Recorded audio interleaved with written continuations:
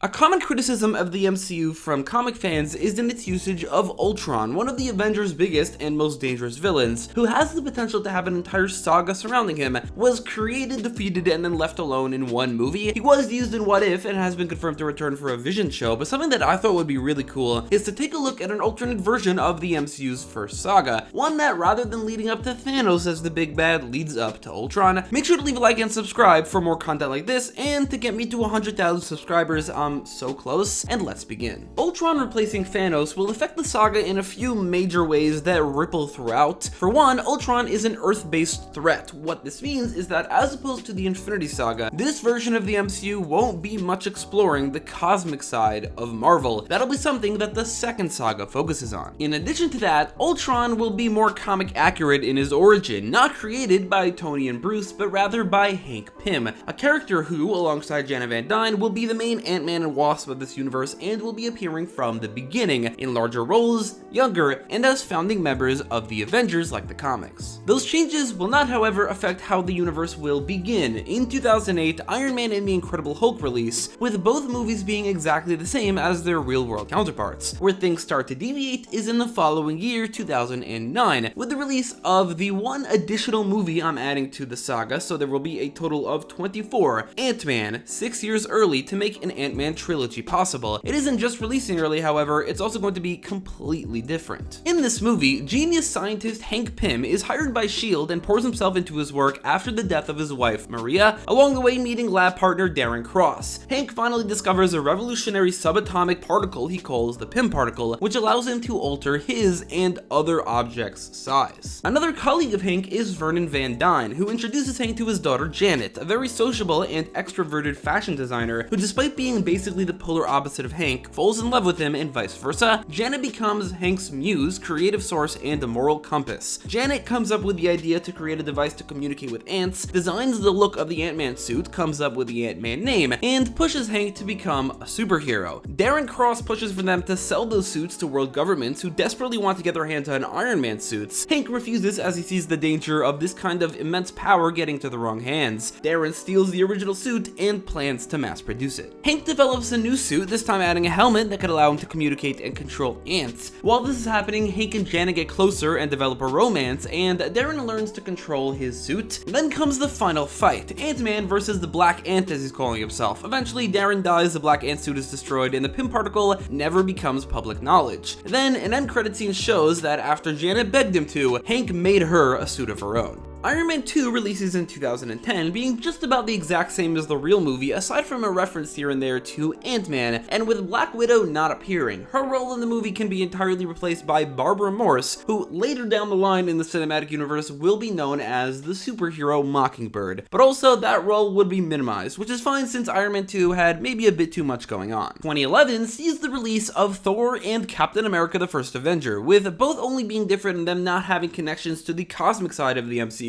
and also with Hawkeye cut out of Thor, replaced by a random S.H.I.E.L.D. agent. The Asgardian lore will be a bit more magic-based this time around. Asgard is not simply an alien planet, it, alongside the other realms, are pocket dimensions that are within the Marvel Universe connected through Yggdrasil. The Asgardians are not extraterrestrial, they are extra-dimensional. As for Captain America, the only difference is that the Tesseract will not be revealed to be the Space Stone, but rather just a individual item called the Cosmic Cube. Although maybe in the future, it could be retconned to be the Space Stone, but that would have to be in the next saga. Finally, for Phase 1 is 2012 and the Avengers, with a consequence of Ant-Man showing up from the beginning being that the Avengers adapts the actual comic book founding members, with the addition of their first recruit, Captain America. The characteristics I established for Hank and Janet are important to mention because it shows the clear difference between Hank Pym and the other Avengers geniuses, of which there are another two. Hank is very reserved and introverted, not very outgoing and not very creative, which is quite the opposite to Tony Stark. But he's also different from Bruce Banner because he's not quite as tortured, specifically because of Janet. I mention this because with this version of the Avengers lineup, which is the comic book version, there are simply too many geniuses, and there would need to be significant differences between them. And then Janet simply adds a very necessary level of personality, creativity, enthusiasm, and even cuteness. In this version of the movie, Loki is not at all involved with Thanos. Instead, after falling from the Rainbow Bridge in Thor, Thor, Loki fell to the undiscovered realm below, populated by rock trolls. Loki took over this realm with ease using their mysterious artifact, which could maybe later on in the next saga be retconned to be the Mind Stone to create his mind-controlling scepter, then putting together enough dark magic to transport himself to Earth with the plan to create a device that creates a portal to the realm below to transport his army of rock trolls, which also includes the Leviathans, huge creatures the rock trolls ride in their world. And so things just generally go very similar to the real-world Avengers movie. Loki invades Earth, S.H.I.E.L.D. brings together some of Earth's mightiest heroes, Thor joins the exact same way as before, and the Avengers assemble. Black Widow, Hawkeye, and Mockingbird all cameo as S.H.I.E.L.D. agents set up for a bigger role down the line. An end credit scene does not show Thanos. Instead, it shows that Hank Pym is working on something. Comic fans know what that would be. Phase 2 kicks off identically to the real MCU, Iron Man 3 and Thor the Dark World, with no differences to them at all. Aside from the inclusion of AIM in Iron Man 3, which would just be replaced with something else, it's not really important what else it would be, it's just that AIM will eventually appear in the saga, so they can't very much appear here. 2014 starts off with Ant-Man and the Wasp. In the time between the two Ant-Man movies, Hank Pym founded Pym Technologies, focusing on advancing technology into the future completely independently from the Pym particles.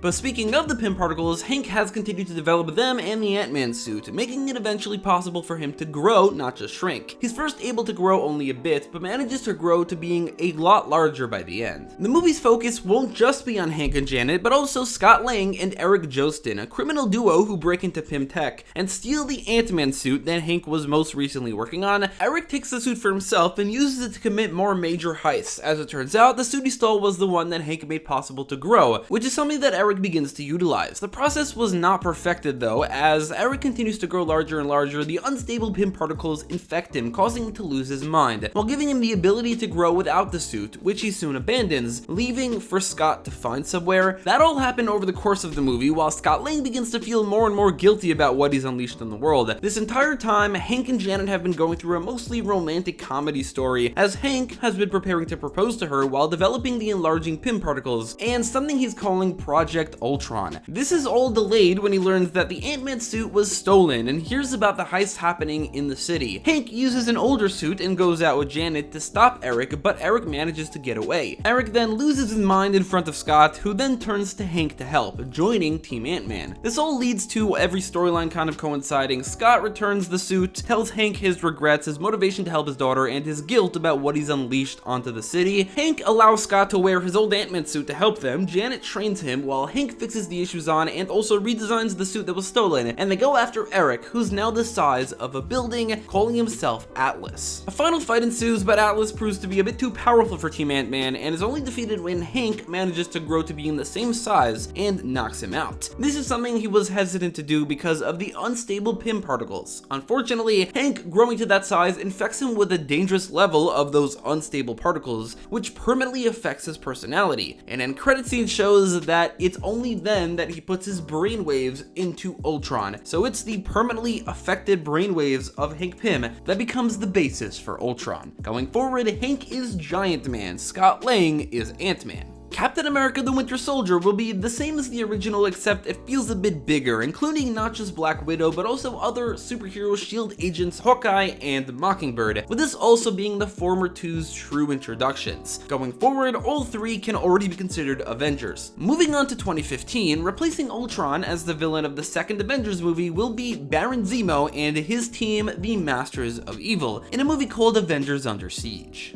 Having cemented themselves as Earth's mightiest heroes and having expanded their ranks, the Avengers are faced with a new challenge. A man named Helmut Zemo, whose family died in the invasion of New York while on vacation, spent the last 3 years planning his revenge on the Avengers. In order to do so, he recruits, or manipulates into recruiting, a few villains and former enemies of the Avengers to do his bidding, forming a team with the intention of killing them. One member of the Masters of Evil is Nathan Garrett, aka the Black Knight. He has a nephew named Dane Whitman, who he's trained to take his place. Dane, however, turns against him, takes the ebony blade for himself, and joins the Avengers. Another member is the Swordsman, revealed to be Hawkeye's old master. He turns against the Masters of Evil as well, and also joins the Avengers. This version of Hawkeye does not have a family and kids, instead he has a flirtatious back and forth with Mockingbird. The member of the Masters of Evil who proves to be the biggest threat is Graviton, whose insane power level and control over gravity completely overwhelm the Avengers to the point where Hank is forced to unleash his creation, a powerful robot named Ultron who turns the tide against the Masters of Evil, but Ultron maybe takes it a bit too far and he kills all of them, every single member of the Masters of Evil, which might have a bit more of an impact in this version of the Marvel Universe, specifically in this movie, where two members of the Masters of Evil already switched sides to the Avengers and became good. All the other members never really got their chance, or at least that will be a bit of the focus, but also maybe to really hammer it home, Ultron kills an innocent or two before Hank is able to shut him off and destroy him. However, Ultron managed to upload his consciousness into Hank's Ultron prototype, setting him up to return. This mass killing will be what sets off the Civil War in this version of the saga. It's also the catalyst for Hank leaving the Avengers alongside Janet and Scott, and Thor going off to operate on his own. Like in the real Age of Ultron, Hulk also flies away in a Quinjet. Phase 2 comes to an end with this world's equivalent to the Guardians of the Galaxy, which instead will be an Earth-based team that will connect as much to Ultron as the Guardians did to Thanos. This team will be called the Defenders, but like the MCU's actual Defenders, it won't be based on the comic Defenders. Instead, this team is inspired by the West Coast Avengers. I just didn't want to use another Avengers title. It should really feel like a separate team. The character given primary focus here is Wonder Man, who I'm including mostly because of his connection to Ultron and Vision in the comics. He will be played by Nathan Fillion, as he 100% would have been had James Gunn casted him in 2014. The lineup also includes Wanda Maximoff, who also has a connection to Ultron and Vision, Quicksilver, who has a connection to Wanda and also then Vision, Rocket Raccoon, and a character who has not yet appeared in the MCU, and it doesn't seem like there are any plans to introduce her, Tigra, who I'm including because she seems to be a very prominent member of the West Coast Avengers. In this movie, Simon Williams is a famous actor playing a fictional superhero known as Wonder Man, and is in middle of filming a scene in costume when he's abducted by Wanda and Pietro Maximoff, who bring him to a pocket dimension called Counter-Earth, which was created by their master,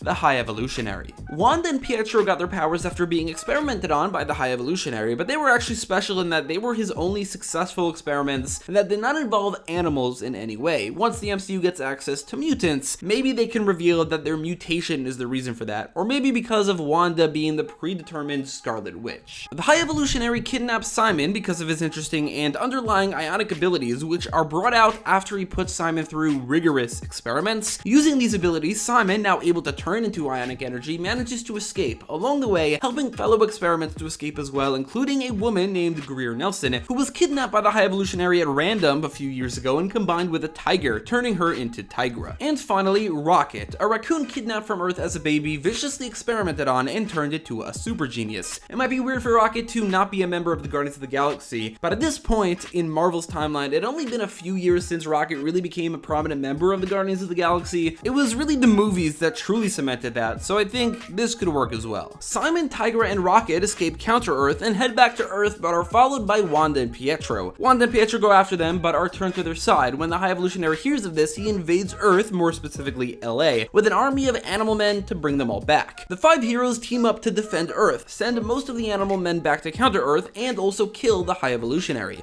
Some of the animal men, however, remain on Earth, including Cosmo and Howard the Duck. Like in the MCU, Howard is just kind of around, this time not in space, he's on Earth. Cosmo, however, joins the Defenders. Going forward, Simon, Wanda, and Pietro's backstories prior to the High Evolutionary will all be explored in sequels. However, we won't be getting to Wanda and Pietro yet. That would be in Volume 3, which could be a potential hypothetical future video. Phase 3 starts off the same as the real Phase 3, Captain America Civil War, but it's going to be a bit different. All the Ant-Man related characters will be off on their own adventure, which we'll see soon. Without Wanda, Vision, and Giant Man, this is a bit more of a grounded version of Civil War, with Team Cap having Mockingbird and Black Knight instead of Wanda and Ant-Man, and Team Iron Man having the Swordsman instead of Vision. With Zemo already being used and now dead, this movie will be different in other ways as well. The creation of Ultron and all of his murders, followed by an event in the beginning of this movie in which the Avengers cause unnecessary destruction, leads to the government creating the Superhuman Registration Act, leading to a split in the Avengers, Team Cap, who are against it, and Team Iron Man, who are for it. In addition, the Avengers are manipulated by Crossbones, who wages a vendetta against Captain America, going through basically all the same things that Zemo did in the real Civil War. Unlike the real movie, Black Widow does not switch sides. There will be no switching sides in this movie, aside from just T'Challa just excusing himself from the conflict, since he was only really just there to kill Bucky. As for the Ant-Men, they were off on an adventure of their own in a movie called Giant Man and the Wasp: Quantumania. In this movie, Hank learns that Ultron is still around, having rerouted his consciousness into a prototype. Ultron creates himself a new body and uses Pym Tech to enter the quantum realm, where he seeks to make his new home, taking Janet along with him because his Hank Pym brainwaves make him feel love for her. Hank and Scott team up in a buddy cop type scenario and follow Ultron to the quantum realm, but arrive weeks after him, enough time to allow Ultron to take over a city known as Axis. In that time, he built a companion robot named Jocasta, using the brainwaves of Janet Van Dyne. Hank and Scott free Janet, and the three heroes team up to start a revolt against Ultron. By the end, it seems like they're succeeding until it's revealed that Ultron's plan all along was to escape the quantum realm alongside Jocasta, using a device that disables Hank, Janet, and Scott's suits, in doing so, leaving them stranded. 2017 begins with Spider-Man: Homecoming, which will be the same as the real movie with one key exception. The Chitauri did not exist in this world, they were replaced by rock trolls, which can't exactly be the basis for Vulture's tech. Instead, Adrian was in charge of the cleanup of the Stark tech after the events of Iron Man 3, where Tony blew up all of the suits, and he combined what he could to create the Vulture suit, and also various weapons that he could sell. That took place in Florida, where he was living at the time. He later moved to New York. Everything else is the same. Thor Ragnarok could also be mostly the same, with minor differences. None of this takes place in space. Both Asgard and Sakaar are pocket dimensions, meaning it's impossible to simply get to Earth from them via space travel. Thor also did not go looking for the Infinity Stones. He's been spending his time as a solo agent on Earth, still dating Jane, who does appear here, and simply felt a bit homesick. The movie ends with the remaining Asgardians going through a secret hidden Bifrost on a spaceship that takes them to Earth's moon. When they are approaching Earth, they are then approached by a small army of Ultron drones, telling them to leave. The Defenders Volume 2 focuses on Wonder Man's origins. His father, Sanford Williams, was a scientist for an evil organization named AIM. Sanford, being evil himself, experimented on his two sons, Simon and Eric, when they were kids. Simon didn't seem to develop any powers, so he was let go and put into foster care, while AIM kept their claws in Eric Williams, who gained some vague energy projection and manipulation powers. Mostly, he's able to drain the energy from someone, effectively draining the life force out of them. Later, he is known as the Grim Reaper. The Defenders are led down Wonder Man's origin rabbit hole as they are forced to deal with AIM, including the Grim Reaper, someone named Machine Man, and their leader MODOK. Machine Man is an android created by MODOK, but he eventually turns against AIM, gives himself his own identity, Aaron Stack, and becomes a member of the Defenders. After a big sacrifice from Cosmo, they dismantle AIM, kill Grim Reaper, and send MODOK to the raft. Along the way, Wanda and Simon begin to fall in love with each other, which eventually will lead to Wanda and Vision's romance. If you know, you know. If you don't, we'll get to it. 2018 is where things get crazy, but not quite yet. We start off just like the real MCU with Black Panther, which will be entirely identical to the real movie, with the one addition of them mentioning in an end credit scene that a large quantity of vibranium was stolen from Wakanda by what seems to be an army of robots. Replacing Avengers Infinity War will be Avengers Age of Ultron. In the 2 years since his escape from the quantum realm, Ultron has created an army of robots and has come up with the idea to create his ultimate weapon, the Vision. In that time, Ultron has stolen tons and tons of vibranium from Wakanda, which has gotten the attention of Black Panther, who, alongside the former Avengers staying in Wakanda, go after Ultron. It's revealed that Hawkeye and a Mockingbird did not go to Wakanda, and instead, a little bit after the events of the Defenders Volume 2, relocated to Los Angeles and joined the Defenders. Ultron, not wanting any extraterrestrial influence, set up a large army of drones to repel any invaders. With these particular invaders, the Asgardians, they prove to be too powerful, and so Ultron himself shows up and destroys their ship. Everyone either dies from the explosion, is killed in the vacuum of space, or one character, the Hulk, is propelled into Earth's orbit, or at least he's the only one that then survives that. Landing somewhere random, Hulk and Bruce communicate with each other to navigate Hulk to the Avengers. In his last moments, Heimdall sends Thor to another realm, Nidavellir, which is more of a fantasy land in this version. Thor then treks through the land a bit to find Eitri and have him make him a powerful weapon capable of wiping out armies, Stormbreaker. Back in the quantum realm, Hank fixes Janet and Scott's suits, but makes himself a new one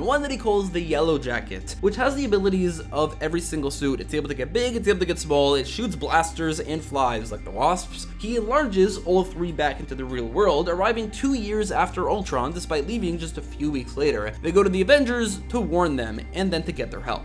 Meanwhile, Ultron sets his sights on the Defenders, attacking and overwhelming them. He injures Wanda and kidnaps both Wonder Man and Machine Man. Everyone else remains unscathed. Hawkeye and Mockingbird suggest that they go to the Avengers for help. The Ant-Men then arrive and tell the Avengers everything. They begin trying to track Ultron right as the Defenders show up, with former Avengers putting their differences aside for now. They use a piece of shrapnel lodged inside the injured Wanda to then triangulate his location. Before leaving, Hulk comes crashing in to join, telling them about Thor. In Sokovia, Ultron covers Machine Man's body in a vibranium coating and kills the consciousness inside. He's then attacked by Team Cap, who are fought off by Ultron's army and Jocasta. During this, Ultron uses a device he created to fuse Wonder Man's ionic energy and his brainwaves into this new creation, leaving the original Wonder Man's body as an empty husk. Wonder Man now dead, the Vision awakes just in time for the rest of the heroes to show up. Vision, Ultron, and Jocasta take the Avengers on by themselves, while the Ultron army works on another device, the one from the real Age of Ultron that is meant to lift Sokovia into the air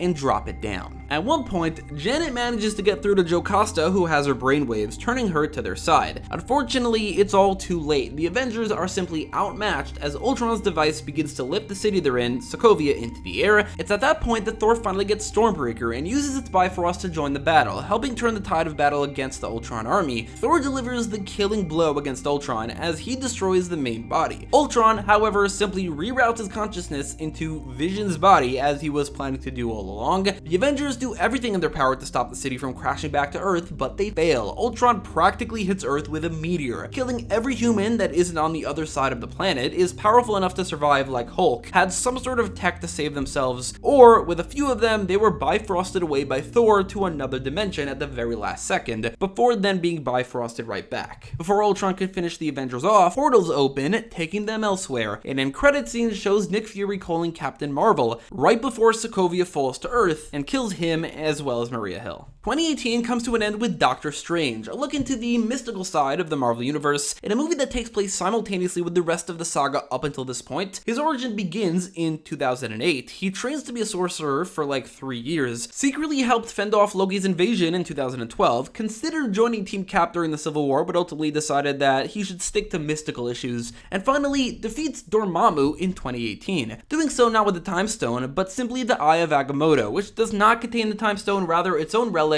that has mystical powers unrelated to control over time. So instead of putting Dormammu into an actual time loop, he just makes Dormammu witness every possible outcome of their encounter, effectively the same thing. Then, in an end credit scene, Doctor Strange and Wong return from fighting a mystical creature in an alternate dimension to find a destroyed Earth. They quickly find the Avengers and save them from Ultron, meaning had they returned from that dimension just a few minutes prior, they probably would have died. And finally, 2019. The final year of the saga begins with Captain Marvel, which will be the saga's soft launch to the actual space and cosmic side of the Marvel Universe, which works since after the Guardians of the Galaxy movie, the real Captain Marvel felt very tame in comparison. This time around, this works really well as the beginning to showing us the cosmic side of this world. Everything else, however, will be the same. And of course, Avengers Endgame, which will keep its name and a lot of story elements, but of course, there will be major differences. In this movie, Captain Marvel arrives on Earth too late. Ultron has killed nearly everyone and has taken over. Carol is attacked by Vision, who proves to be her equal. Carol is saved by Doctor Strange, who takes her through a portal to where it's revealed he has assembled all the remaining heroes' Kamar-Taj, which is hidden from Ultron. Unfortunately, the only surviving sorcerers are Strange and Wong. Using Kamar-Taj as a base, the Avengers, now prepared and assembled, come up with a plan to destroy Ultron. Hank Pym and Tony Stark have also worked together to develop a virus that will weaken Ultron. Together, they attack Ultron, and while it takes a lot, and it's close, they defeat him. The virus takes down every Ultron drone, including Vision. Ultron defeated, the Avengers are left with an Earth that is mostly destroyed. Cut to 1 year later, the Avengers have helped lead a worldwide initiative to find every survivor and relocate them to one new city. It's revealed that Pepper Potts survived, as Tony programmed a suit to rescue her in case of emergency. Tony and Pepper got married and now have a few-month-old daughter named Morgan. Captain Marvel has fully moved back to Earth, as no other planet needs her as much, much, Thor has become a fat drunk. 3 months ago, Hank Pym became a recluse, pouring himself into his work with the goal of undoing what he's done. In that time, Hank has become famous among survivors as the man responsible for the destruction of Earth, making it look even worse that he's not helping rebuild. At that time, Hank and Janet have also separated. Finally, Hank comes out of his hole with the revelation: time works differently in the quantum realm, and that he found a way to manipulate it in such a way that allows them to access the past, but they can only do so using a combination of a few of the Avengers' powers. Hank came up with the design, Iron Man and Rocket built it. It has to be powered continuously by Captain Marvel,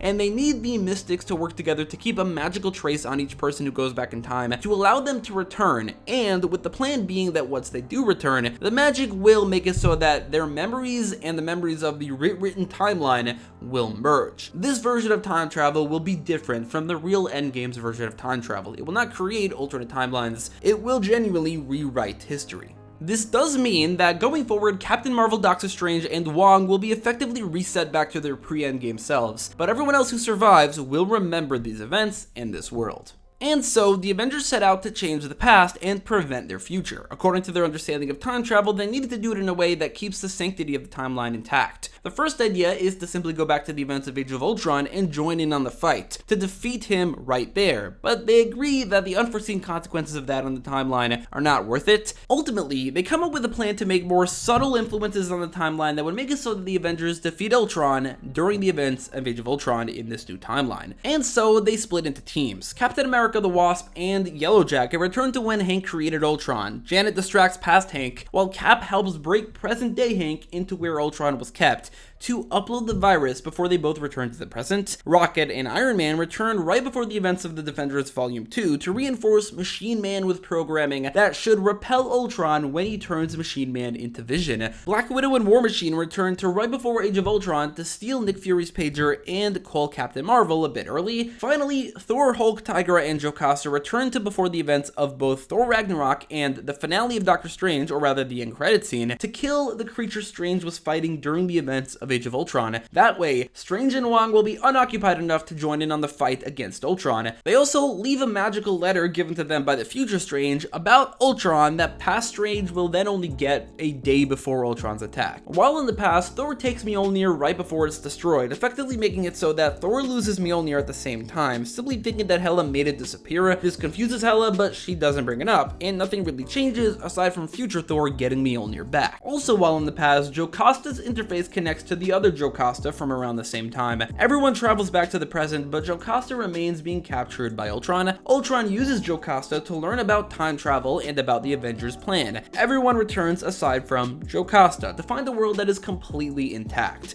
However, something is wrong. As the heroes regain their memories of the version of this last year, they have no memory of Ultron. As it turns out, Ultron learned of the Avengers' plan and took an entire year to rid himself of the virus and to create a new body for a new Vision rather than use Machine Man, so the Avengers effectively just delayed things rather than prevented them. A bit before the Avengers returned, Ultron resumed his plan, captured Wonder Man, fused his essence to the new Vision and killed him exactly the same way, and Ultron attacks Avengers HQ exactly like how Thanos did in the real Endgame, and things go very similarly, including Cap finally using Mjolnir. Meanwhile, Vision leads Ultron's army in building the same device to lift and drop Sokovia. Ultron gloats that he's about to win again, that even changing the timeline does not stop him, but then Hank Pym shows back up. He says that he saw this coming. He deliberately allowed Ultron to connect to Jocasta and put inside Jocasta a failsafe that allows her to connect to Vision, freeing him of Ultron's control. Although it proves a bit more difficult than anticipated, the process destroys her. It's only now that the superhero and Avenger Vision finally debuts,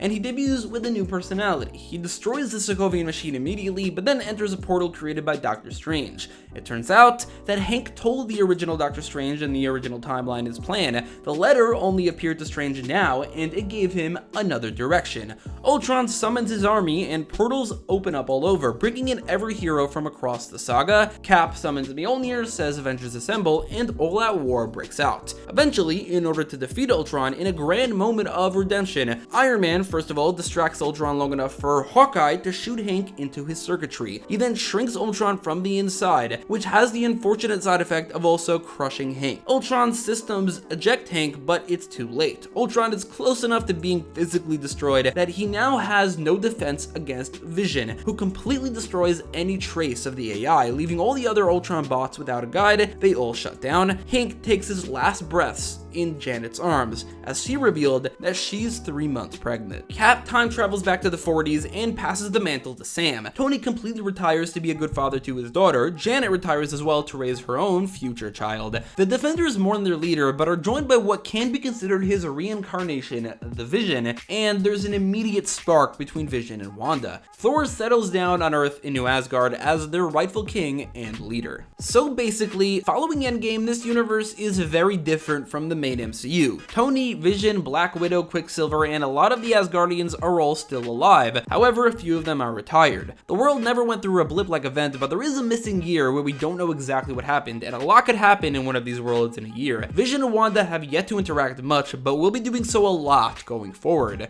And a lot is yet to be covered in this world. We have barely scratched the surface of the cosmic side of Marvel. And finally, Spider-Man Far From Home. Tony is alive, so no grieving moments in that regard. No references to the blip since that never happened. Everything else could be the same, with the emotional beats replaced with Peter finally admitting the effect Uncle Ben's death had on him. As for Edith, it could be renamed to something else and be something that Tony made for him after Endgame, as a way to make it so that he can retire without feeling like the world still needs him, trusting Peter with exactly that purpose. The events of this movie, however, could definitely be later referenced as a possible reason for Tony coming out of retirement, but that would obviously have to be a lot down the line. In the one missing year that we don't know what happened to Spider-Man, we could just say that he fought a lot of iconic Spider-Man villains who got movies in the past who would not get movies now, which could lead into a Sinister Six, which will be the third movie, which will not delve into the multiverse this time around, because this next saga will not be a multiverse saga, it will be the Infinity Saga. And so that's about it. A version of the Infinity Saga focusing on Ultron, giving us something more comic accurate, more based on the first 3 or so decades of the Avengers, more Earth-based, and with a lot more room to grow going forward, because like I said, we've barely scratched the surface of this universe.